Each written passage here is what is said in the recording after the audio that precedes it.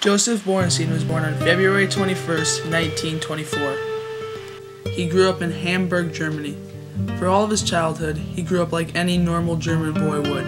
Went to the same schools, played with the German kids, played at the local parks, and wore the same clothes. His family owned a clothing store and ran a sewing class for people who lived in his local area. Since sewing was such an important skill, his family was very wealthy. Hitler rose to ultimate power when Joseph was about 11 years old, and this is when his Holocaust experience really begins. Joseph did not know much about Hitler, but that he gave very intense speeches and that his parents hated him, but he never really understood why until around 1935. Hitler issued a series of anti-Jewish laws called the Nuremberg Laws.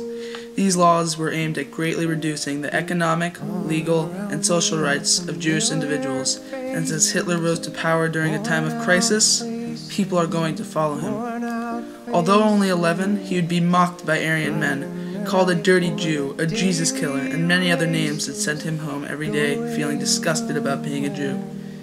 He would witness many Jewish men being beaten by soldiers and Aryan men. All the beatings, there were many witnesses, and people stood, watched, and often laughed.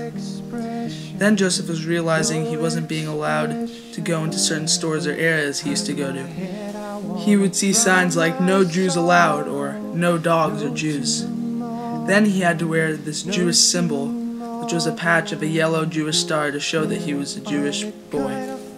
He felt embarrassed to walk around as a Jew with all these restrictions put on him. Then he had to go to school in his local synagogue, for it was too dangerous for him to leave his local area because of all the anti-Semitism around him. Then it was too dangerous for him to practice Judaism publicly, so his parents did not allow it. A few years passed as the anti-Semitism slowly became obvious and on a more intense level. But on November 10th, 1938, a group of Hitler youth broke into a store. They shattered the windows, destroyed the sewing equipment, and when they were done, burned the place down. Since the store was also their home, he had to go straight to his uncle's house, which was about 10 minutes walking distance since their home was now destroyed. As they were walking, Joseph's family noticed that their local synagogue was demolished, hardly any remains, and Joseph was disturbed by this very much, along with his family. So after settling in his uncle's house for a few hours discussing what was happening around them, 3 SS soldiers broke and took Joseph's father and uncle and arrested them. Joseph's brother was holding on to the arm of his father and was saying to the soldiers, "Why must you take my father?" Out of sheer rage, the soldiers brutally beat him until his body could not handle anymore, and he was killed right in front of Joseph's eyes. So now it was just Joseph, his mother, and sister. After Kristallnacht, Joseph, his sister, and his mother tried to flee to England, where they would start a new life there.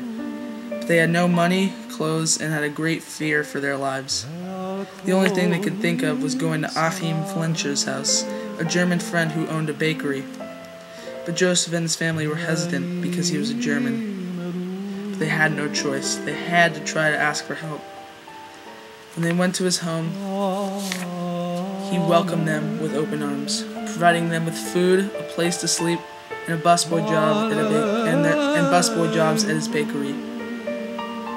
In 1940, after secretly living with Achim for a couple of years, they discovered that they were forced to move into Warsaw ghettos in Poland.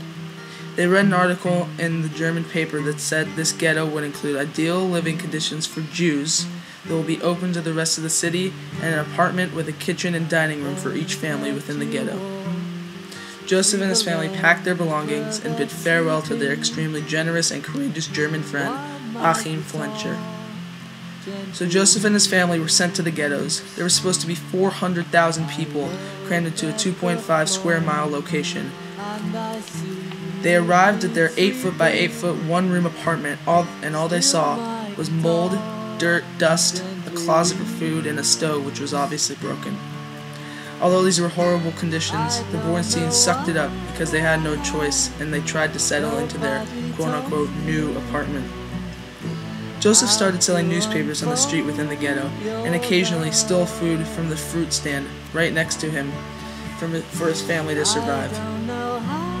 Joseph was asked several times to join the Jewish police within the ghetto, because he was a friend with one of the policemen. Although his family would be safe if he joined, he refused by saying, "I will not stoop down so low to attack my own people when so much hardship is already inflicted upon them by the Nazis." Joseph and his family managed for about 5 weeks in the ghetto, but then the true harshness of it set in. It was a struggle for Joseph to make it home from his newspaper stand before the Nazi curfew. Joseph was often severely beaten by the Nazis for not making it home on time, which caused much stress and hardship for him, his sister, and mother. Since the ghetto was so small and disgusting with an extremely high population of 400,000, disease was spread extremely quickly, causing thousands of deaths. And in February of 1941, Joseph's mom almost died from the common disease of typhus within the ghetto, which was extremely deadly. In addition to these diseases, many Jews died of starvation to their low food rations and their difficulty to get food. People were often left dead on the street. Joseph said he once saw a dead baby with many shoe marks on her, lying in the middle of the street, seen by many. She appeared to have been beaten by an SS soldier. This terrifying image is stuck in Joseph's mind, for if he vividly described the image to anyone, they would feel the pain he went through when he saw this dead baby. SS soldiers would often break into Jewish families' apartments and kill whole Jewish families to maybe blow off some steam or to scare other Jews. Dozens of Jews committed suicide because they could not take the physical or emotional hardships of living in the ghettos. But despite all the diseases, starvations, and deaths, Joseph said that people still managed to maintain their dignity by practicing Judaism, setting up schools for their children, putting on theaters within the ghettos, and self-governing themselves. Joseph occasionally took place in the praying and theater to maintain a sense of humanity and quote-unquote freedom. And the Jews would prove to themselves that no one could control and degrade them completely through oppression. But in April of 1942, Bornstein and his family were ordered to evacuate the ghetto and move to a labor camp. Shuttles took the rest of the surviving Jews to a location where they would be sent to these labor camps. But Jews had hardly any idea of what these camps would be like since they were so isolated in the ghettos.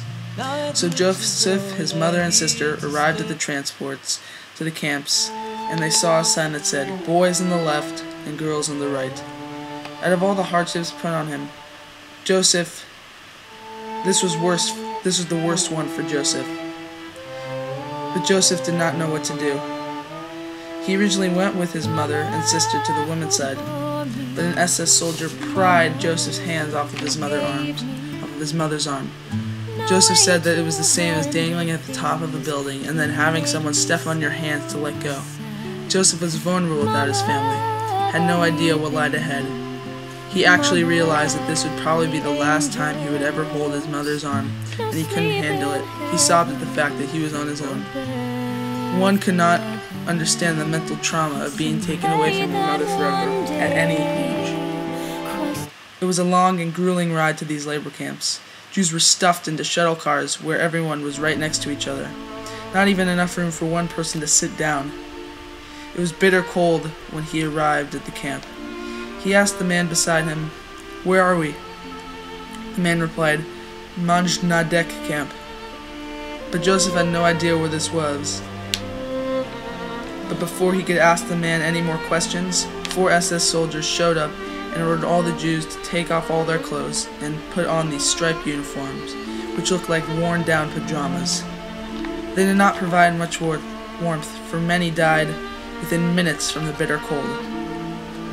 All were given a piece of bread the size of a napkin, and then they were ordered to go to Settlement 6, which would be all their new homes within the camp. And these homes were nasty old stables.